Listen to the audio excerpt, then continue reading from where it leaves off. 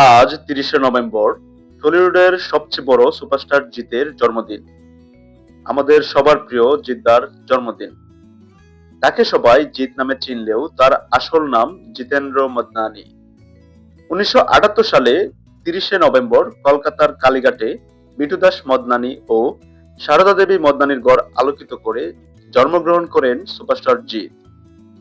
তিনি প্রথমে Saint Joseph and মারি স্কুল, নিউ আলিপুর ও পরে ন্যাশনাল হাই স্কুলে পড়াশোনা করেন। তিনি কলকাতা বিশ্ববিদ্যালয় কর্তৃক পরিচালিত ভবানীপুর এডুকেশন সোসাইটি কলেজে গ্রাজুয়েশন কমপ্লিট করেন। পরে তিনি তার পরিবারের ব্যবসায় যোগদান করেন। তবে সৃজনশীল কাজের প্রতি তার বরাবরই উৎসাহ ছিল। মাঝে মধ্যেই তিনি বিখ্যাত অভিনেতাদের অভিনয় অনুকরণ করতেন। ছোট থেকেই তিনি অমিতাভ বচ্চনের অনেক বড় ফ্যান। বন্ধুরা তাকে সিনেমা জগতে ট্রাই করার জন্য অনুপ্রাণিত করতেন। এরপর তিনি বিভিন্ন সিরিয়াল যেমন বিষবৃক্ষ, জননী ইত্যাদি কিছু সিরিয়ালে অভিনয় করার সুযোগ পান। তারপর তিনি মুম্বাই শহরে যান এবং সেখানে ৫ বছর নিজের ভাগ্য পরীক্ষা করেন। পাশাপাশি ছুটিতে কলকাতায় আসার পর তিনি বিভিন্ন পরিচালক ও প্রযোজকদের সাথে দেখা করতেন। তিনি কিছু ইংরেজি নাটকে অভিনয় করার সুযোগ পান, যেমন arms and the man, man at the floor ইত্যাদি। এরপর তিনি ২০০১ সালে একটি তেলুগু ছবিতে অভিনয় করেন। ছবিটির নাম চান্দু।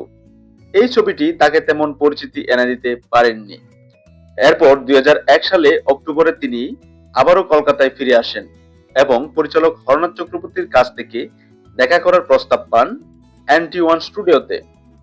তার কাছ থেকে জিৎ ২০০২ সালে সাথী নামক একটি ছবির প্রস্তাব পান। তারপরের ইতিহাস আমরা সকলেই জানি। রাতারাতি তিনি স্টার বনে যান। বাংলা ইন্ডাস্ট্রিতে তিনি এখন নাম্বার 1 সুপারস্টার। তার ব্যক্তিত্ব ও তার অভিনয় সবকিছু দিয়ে তিনি জয় করেছেন কোটি কোটি বাঙালির হৃদয়। তিনি ভারতের পশ্চিমবঙ্গের সুপারস্টার হলেও বাংলাদেশে রয়েছে তার অসংখ্য ভক্ত। বর্তমান সময়ে টলিউডের অন্য কোনো হিরোর এত জনপ্রিয়তা বাংলাদেশে নেই।